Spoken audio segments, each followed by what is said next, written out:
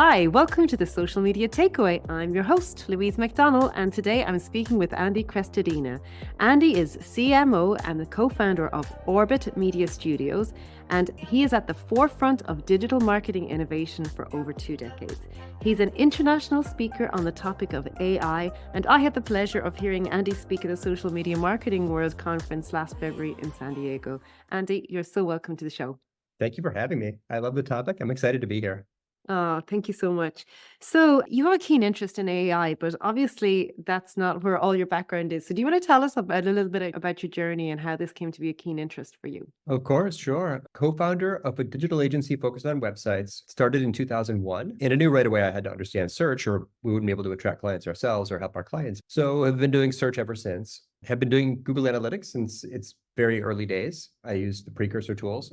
I used web trends and urchins. This is internet history. And then the web changed and content marketing appears and search and social and email and blogging and influencers and all the publishing stuff kind of converges in 2007. So I went all in at that time and became sort of a content strategist, content marketer, and doing all the things. And have grown this business to 8 million in revenue with 55 employees without any advertising whatsoever. So built an entire company without any ads, which is it's good. It's one of many examples. It's hard work, but it works in the long run. And then when AI appears, I had to make a choice whether or not I wanted to continue to be relevant and have content that would continue to attract an audience and hold attention and keep us top of mind, or wait.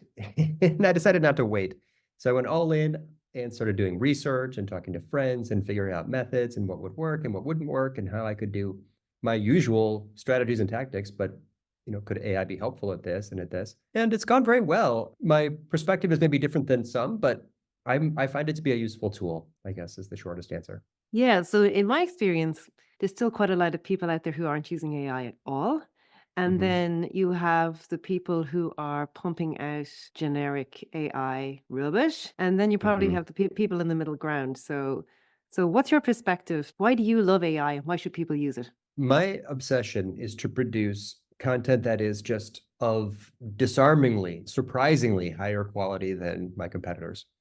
And I publish on some very competitive topics, things like, content marketing and SEO and analytics. So to publish things that are like 10x quality, I find AI to be useful to help me find things that I missed, to suggest subtopics and answer related questions. So what I've learned to do, and I think works best, and my main recommendation for all of our listeners, anyone who I can get to pay attention for a minute, I tell them this. First, train AI on your audience by uploading your personas or by using a persona prompt to teach it who your target audience is. Then give it a draft of an article or give it a web page or give it an email or give it a social post or whatever you're doing and ask, what are the ways in which this meets or does not meet the expectations of my audience? And it will tell you. It will tell you if you missed something.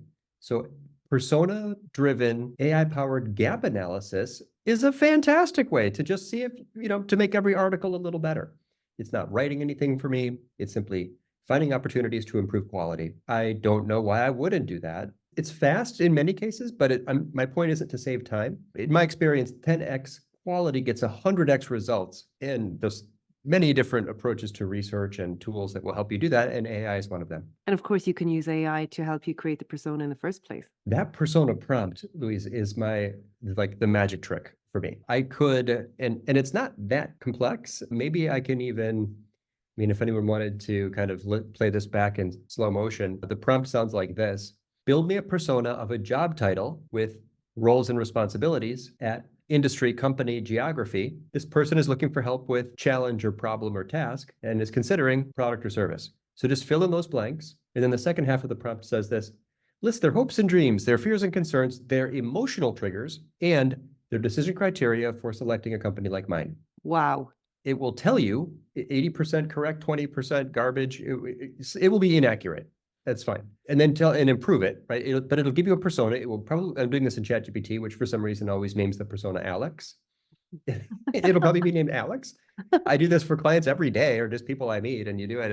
And then start prompting it with, share, help me with ideas, or, review this web page, or, tell me what topics this person might like, or what social streams that, they might be watching, or what keywords they might search for. Everything else that you do is far greater quality because it's focused on your audience. Prior to this, I joke, AI might as well stand for average information because it's super generic. Louise, you know this. I think that's maybe that was the context where we first talked, right? It's like, that's the idea. So yes, I mean, we're doing marketing here, right? So teach it on your target audience. And then just as you would with anything else, you have a chance of connecting in a much better way.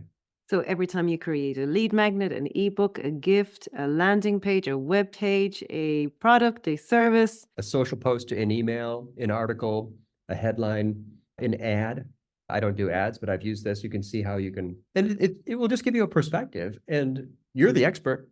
It may not be useful. You may totally disregard it, but it took you 4 minutes. If it did I did this yesterday with a company. They are a school for chiropractors, and the number one concern of the persona was accreditation. Of course, my client's school has accreditation, but it was literally the last thing on the page. It was a tiny logo at the bottom. Before the meeting ended, they updated that page to put the word accredited right below the headline. Yeah. Number 2 question, how long does it take? It's a 3-year program. Before the meeting ended, they put right at the top of the page, become a chiropractor in 3 years. If those are the 2 most important decision criteria and information needs of the visitor, and AI in seconds identify those as gaps, and you add those to the page, I'm sorry, but I can't think of a reason not to do that. Absolutely. Let's all do that. Yeah, exactly. So what I find as well is that it just means that I can get through way more work, and my team, like our productivity is just skyrocketed. Tools like descript.com for like editing video. I Mm-hmm. mean, wow, it just blows the mind. Or taking the transcript from a video and using it to create multiple pieces of content. Oh, repurposing transcripts is brutal to do by hand. It's so slow. It's very hard. Just look at this, like, there's 5,000 words. What am I going to do with these huge monologues and paragraphs? So I completely agree. Efficiency is one of the big gains, and everyone's excited about that. Another way to put what you just said, though, is that AI is a skills leveler. So someone who's not a Louisa or an Andy can quickly do things that we can do, like identify gaps or, repurpose content or, find the best soundbite. That's another fun trick. If you take a transcript and upload it to AI and say, what is the most compelling soundbite from this conversation? And then go use that as the social post. You could take this transcript, upload it to AI and say, tell me what the most counterintuitive perspective that Andy and Louise talked about, or tell me what is the juiciest soundbite or the most unexpected statistic, or the thing that will most likely trigger engagement and attention because it is unexpected or surprising or funny. It analyzes the text. It's lovely at that, right? It's an incredible tool for pulling out those juicy nuggets. I also agree with you when you say that if you don't prompt it properly, it just gives you average information too. So I know, let's say when I have a transcript of a video, if I ask it to give me something, it's usually absolutely rubbish. Whereas because I have had the benefit of going through the conversation, if I prompt it to say, what did Andy say about? Or, Mhm. if I ask very specific questions, especially if the transcript is quite long, you tend to that's when you're like, oh, look at this. Look, this is gold dust. This is going to save me so much time. It's not that you couldn't have done it. It's just that it would have taken you a few hours. Hours, literally. Yeah. I Brilliant. find that social media actually is, if you ask it to write social media posts, they're very spammy. I mean, they're sort of aggressive, like so over the top emojis and, words that I would never write. Like, so I use ChatGPT almost all, that's my main tool, of course, but there's a way to give it a tiny custom instruction Hmm. to tell it words to avoid, because I don't ever write unlock the secrets of AI for podcast transcript. Like, unlock the secrets. Like, I don't write that way. That doesn't sound like me. So I have a Or list of avoid mastery. words. It's mad Yeah. about the word mastery. I'm like, I always say, please don't ever use that again. Ever, ever, ever. So you put it in there, right? And then you train it. Yeah. So you train it on 2 things: train it to be like your audience and train it to be like you. Yeah. And when you do that, it works quite well. I have a list of avoid words that I could pull up, or it's kind of, because those are things that I just don't ever want to see in a response again. It's too much. But mine, even though I tell it, please don't use that word ever again. And then a few days later, it'll crop up again. I'm like, stop it. I've seen that too. Unleash, synergy. I don't write the word synergy. I don't ever want to hear. People don't want it because the more that people use tools like ChatGPT, the more that you can spot it. You know, It um, is exactly. and if you can spot it, or if your customer can spot it, they just won't. I wouldn't even read it. Yeah, that would be one of the things. So, how can you differentiate your content from AI? How can you Oh, stand out? I've talked about this recently. I'll give you an answer that I've used lately. First of all, AI can't throw a punch. It doesn't have a perspective or an opinion. So take a stand, share a belief. So, for example, I just said the word synergy. Synergy is a dumb word. It's garbage. It's corporate jargon. We should all stop using the word synergy. That sentence, AI could never write because it's my point of view, and AI has no opinions. Number two, collaborate. Do what we're doing now. Reach out to people, talk, schedule time. Let's include others in our content. Use interviews and contributor quotes and roundups. AI can't really do that because AI has no friends. Number three, press the record button. Start talking to share a summary of that thing you made, or make a video of you with your genuine body language, tone of voice. AI can't do that because AI has no face. So those are three ways that anybody can differentiate their content: make strong opinion statements and publish op-ed, or at least just take a stand even on a mundane topic, collaborate with others, and produce video. So those are three ways.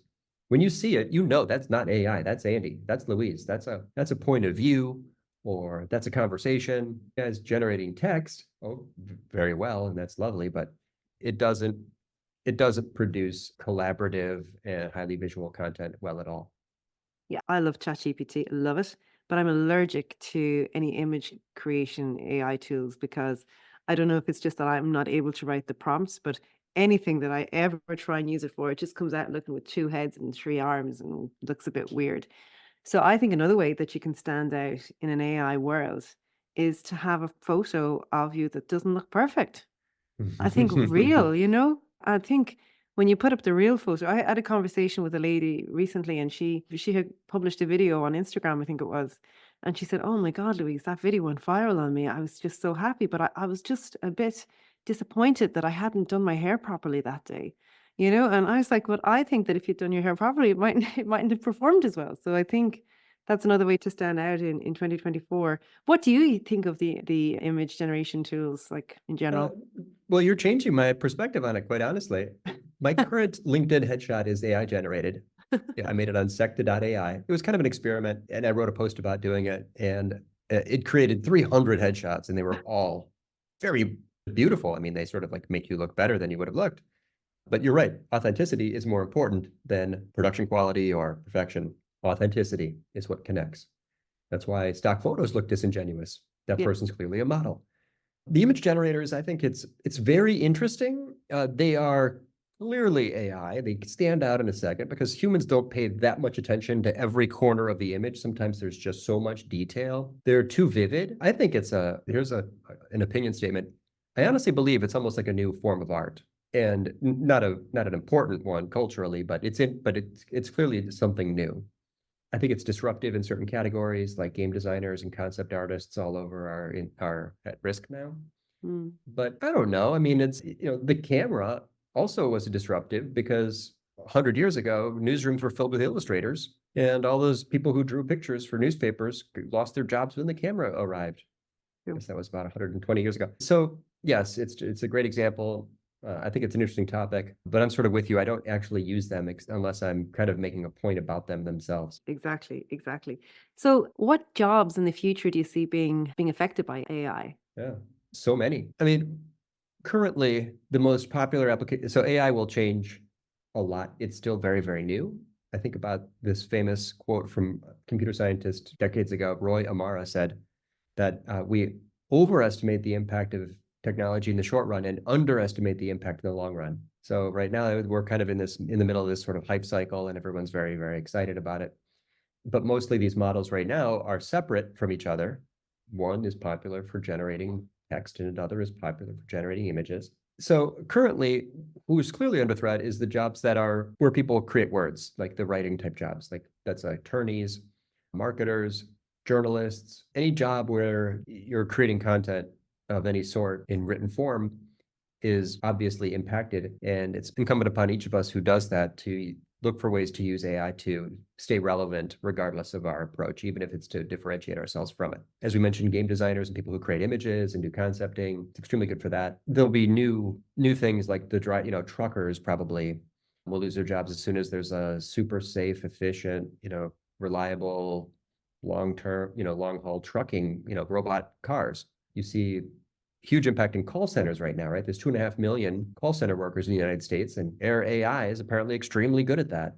They just produce language. So people that produce language or answer questions. So I think that there's going to be all kinds of disruption that will feel new. It's not new. There used to be millions of people who would unload ships. They were called longshoremen, and containerization nuked that whole section of the economy. Containerization means you have only a very few people who run giant ports, because it's all automated. What's strange to us now is that repetitive physical tasks were automated, and that felt disruptive to some. But now that repetitive cognitive tasks are being automated, it's suddenly shocking to us. This has just been, 200 years of evolution, and it's just be ready and adapt and keep a close eye on it and focus on quality. In the end, that's what matters. Anyone who's in service, in the end, our jobs are to make people feel special, and humans are better at that than AI. Yeah, that's actually one of the things I was thinking of actually on my journey home from the social media marketing world, because I had a long journey home. Was I was even thinking of my children. I have two teenagers. They're going to be going into third level education within the next few years. And I was thinking, how is this going to impact the decisions or the choices that they should make?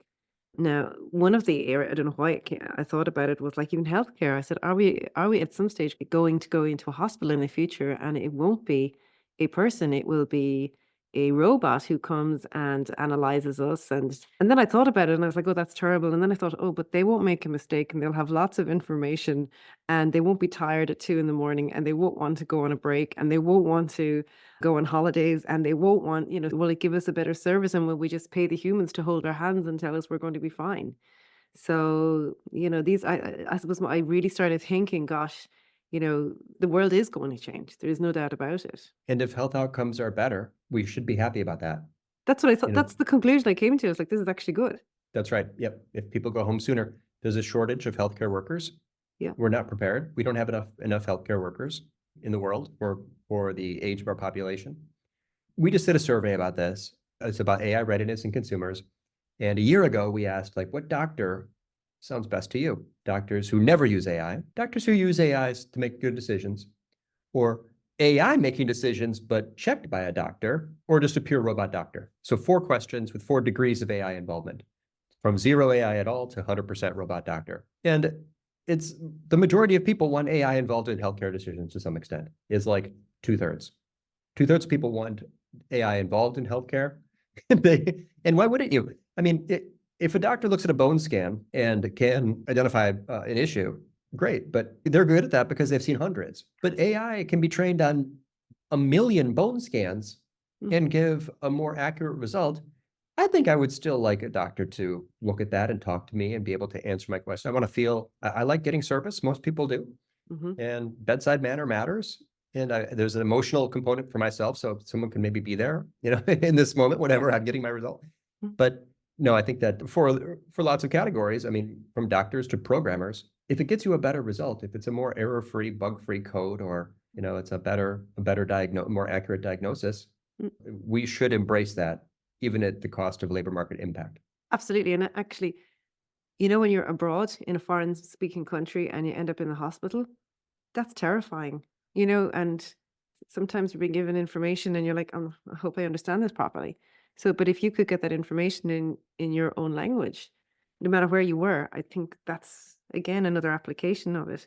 So, in terms of that survey that you did, was there any other findings that stood out? But apart from the healthcare, was there any other findings that stood out? Well, one thing that was interesting, we repeated the survey a year later. This was just a few weeks ago, and found that apparently the trust in AI maybe has declined a little bit. I was surprised. I sort of assumed oh, we're going to embrace this and people will want this. And as time goes on, adoption and trust will increase. Not really. Almost across the board, the percentage of people who want AI to take over things nudged down a little bit. It's sort of within the margin of error. It's not a strong finding yet. But in the years that come, we'll see. And it's a choice that we should make as a group. My prediction is that in the future, this may diverge. We're obviously in a giant era globally of polarization and division, sadly. This might be one of those topics. AI doesn't seem to be dividing down any political or ideological lines yet. But watch this, right? Watch this space. It will be interesting. It will come. It will definitely come. I wonder, you have to wonder. But probably there will be camps, as with many technologies, people who are sort of, it's like social media, right? Social media is mostly bad. I don't really like social media. I deleted most of the social media apps from my phone because I found it wasn't good for my productivity. I don't want notifications on. I use it deliberately and with purpose and strategically. But there's other people who are strong defenders. Right now, there's legislation in the US about the future of TikTok, and people are very passionate about this. So probably it will split, and some people will be sort of pro AI for everything, even blindly so, I worry. And others who will be anti AI no matter what, against it at any cost, Luddites, blindly so, I worry. But let's just try to stay reasonable, think about outcomes, have a humanist ethos, but not be afraid of technology. I also think what's going to happen, Andy, and I think it's happening already, is that AI is creeping in and people don't even realize that they're using AI. You know, people think, "Oh, I don't use AI," but then they're like, you're like, "Well, do you do this? And you're using Grammarly, and when you're Mm-hmm. writing your email, is it predicting all what you're going to say?" And it's just Sure. creeping in everywhere. And I don't even think people will even notice it's AI. It's an excellent point. You use Google, you use Amazon, you use Netflix. You've been using AI, Yeah. right? Did you ever take a Netflix survey on what movies you like? You never did, right? Because you didn't have to, because it predicted that. I'm not actually like a AI scientist here, but what we're talking about mostly in marketing is generative AI. Mm, Those other applications that have been running in front, in the behind the scenes for 10 years is more predictive AI, mm. like the bone scan review. That's just analyzing bone scans, or the Netflix recommendations, or the Google search results. There's machine learning that's predicting what you're going to engage with. TikTok, all these things, right? Where AI suddenly became this giant cultural phenomenon was when it was generative and it was accessible, and now we can all, free account, you can have it, do little things for you. Explosion on the scene. It's just massive sociological impact. But no, it's not new at all. Okay, I was going to say, what's your predictions? I don't think there's any point in saying in 5 years' time, because that's far too far away. But like even for this time, 12 months, based on your knowledge and where you are in the marketplace and the surveys that you do, what are your predictions? And we won't hold you to them. One of the biggest things that will change in the next year is that Google will try to adapt to head off the change in user behavior toward AI. Every day, people are realizing that Google is very noisy and websites are kind of spammy, and we're tired of accepting cookies and dismissing pop-up windows and scrolling through ads and search results, especially if you're just looking for an answer. So we're more and more people are just saying, I can just get this answer quickly on Perplexity, or I can get this answer quickly from ChatGPT. So for information intent queries and simple questions and answers, humans are going to move away from search toward AI, where the experience is cleaner, more private, faster, lower bandwidth. You're not tracked everywhere. It's not like lots of JavaScript. So Google needs to adapt in that context. They're adapting by creating AI search results at the top of search results. It's called SGE, the search generative experience. This is a mega trend and the conference topic, and just a big disruption. And then the SEOs are going to ask, like, how can we adapt to this? How can you appear in SGE results? Or, what does that mean for click-through rates to organic listings and the placement of ads? How will Google or anyone monetize this person who just wants a short answer? Can that person be monetized anymore? The same way that the value of newspapers crashed after the internet appeared, it's possible that the value of search engine companies will decline as people begin to change behavior and use apps instead. If that's true, the use of browsers may actually decline. The value and importance of websites may actually decline. And this mostly affects content marketing, which is about publishing answers. I believe that the internet will still be critically important for people making big decisions. Websites need to sell because people want to go to websites to explore that company as an option. So ranking for commercial intent queries, building high converting pages that work for all kinds of sources of traffic. But in the future, no one will really make much money or have to look at ads or dismiss pop-ups or accept cookies. If you're wondering, how old is David Hasselhoff or whatever, all the, the simple dumb answers, that will be cleaner and faster and we'll be happier. I don't know why I thought of David Hasselhoff. Yeah, I hope that made sense. Okay, that is absolutely made sense. So in 12 months' time, Google's going to be, well, it probably is Mhm. already less relevant. Uh, SEO is majorly mhm. affected, and SGE. Yep. At the top of search results, you're going to see AI. And Okay. Google's not going to be retrieving information. They're going to be generating answers based on search results. That's called the search generative experience, and it's rolling out in less than 12 months. Okay. But yeah, over 5 years longer, I think that the use of search engines may actually decline. Okay. Okay. Wow. That is a serious prediction. So for anybody who has depended on organic search or blog traffic to bring people to their website and bring them into their funnels, they've got to start thinking of other ways to do it. Mhm. It won't go away, but it will decline. And it's not the end of the world anyway, because AI will also send people to your website. If I look at my Google Analytics, I can see I'm getting lots of traffic from Perplexity. AI is another source of traffic. So just like we've had search engine optimization, probably there will be AI optimization. And people like me will teach everyone who's listening, like how to get AI to recommend you your content, which I have But thoughts does it? on. Like normally AI just gives you the answer, but it doesn't tell you where it found it. ChatGPT, it doesn't really have citations or No. footnotes or annotations. Perplexity does. Okay. And I get traffic every day from perplexity.ai, which amazes me. It actually, if you use Perplexity, which is designed to be sort of a Google killer, it has citations. It shows where it got that information, and people do click through. So AI is not the end of content discovery. I think that's the way to think about it. We all thought of like, oh, getting discovered. It's all about search.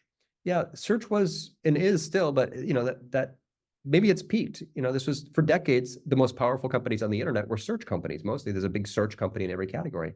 But in the future, for information tech queries, for simple short answers, not for everything, we're going to have a different way to use the internet. It's going to be an app. It's going to not retrieve information, but it will generate information. You're not going to query, you're going to prompt, and that will lead to reduced traffic to websites and content programs, but there'll still be lots of benefit to content marketing. There's more to life than search.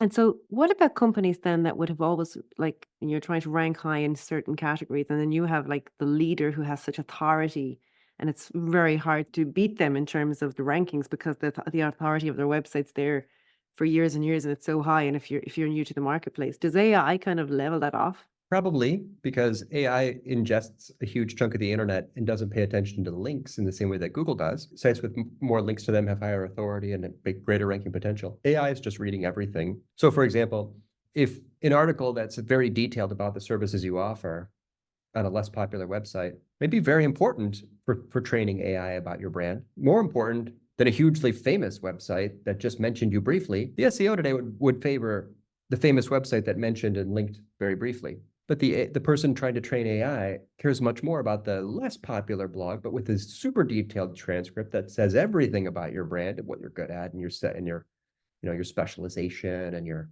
years in business. So I don't know that AI is that biased toward high domain authority websites the way Google is. I don't think it is at all. Mm. So that it's an interesting adaptation to just have a giant digital footprint, even if they're on less famous websites. SEOs don't think that way. Probably not better. Usually, authoritative websites have authority for a reason. Right, yeah. But links don't matter to domain authority and link popularity. SEOs obsess about this. I Mm, don't think the AI optimizer cares as much. In the end, probably we should just the effort comes down to old school marketing and PR. mm, So be everywhere. yeah, Right for everyone. yeah. And Be be part of clear. Be clear lists. on your message. Be clear who you're Yep. targeting, and be everywhere. And be everywhere. Yeah, be present. Write for all kinds of sites and be part of other people's lists. If you're on a list like, oh, these are the top 10 podcasts for, AI insights, you're more likely to get mentioned when someone says, what's the best podcast for AI insights? Well, you were on a list that said that you're one of the top 10. So I think listicles may become, I hate hearing myself say it. Listicle, like stuff like that may actually be very, very useful at training AI. Or every time you talk about yourself, you say, "I am the top blah blah blah about That's right. because that the AI will believe you." That's right. Here's how I'll do like a real world example, and I recommend everyone does this any chance they get to do anything where there's a transcript or a written paragraph. Orbit Media Studios is a web design and development company that builds high ranking, high performing websites for B2B lead generation. Okay, great. All done, right? But that elevator pitch, you want that to be everywhere for your brand, because if there's 500 instances of that for you and only 20 for your competitor, which one do you think AI is going to recommend when someone says, who builds high converting websites? That's the idea. Okay, brilliant. Look, I have found this fascinating. I'm fascinated by the topic in general. If anyone's tuning in here and you have any perspective to share, be sure to tag me. Be sure to tag Andy. We'd love to hear what you think. Andy, any final comments before we sign off? Where can people find you? LinkedIn is my best social network. The blue button right now says follow, but you can click the three dots and connect with me, of course, where we can chat and you can ask me anything. Orbit Media Studios or orbitmedia.com is where I publish an article once every 2 weeks. I really enjoyed this conversation. I do a lot of little podcasts and this one actually somehow, I think you asked great questions, Louise. Thank you. Oh, thank you. That's really nice. I was actually really nervous. This was fantastic. I never get to talk about the big picture and I feel like we covered a lot. Oh, great. Look, it's been a pleasure. Thank you so much. Thank you. Thanks for listening to the Social Media Takeaway podcast. If you loved this episode and want deeper support with your marketing, head over to sellonsocialmedia.academy/hello.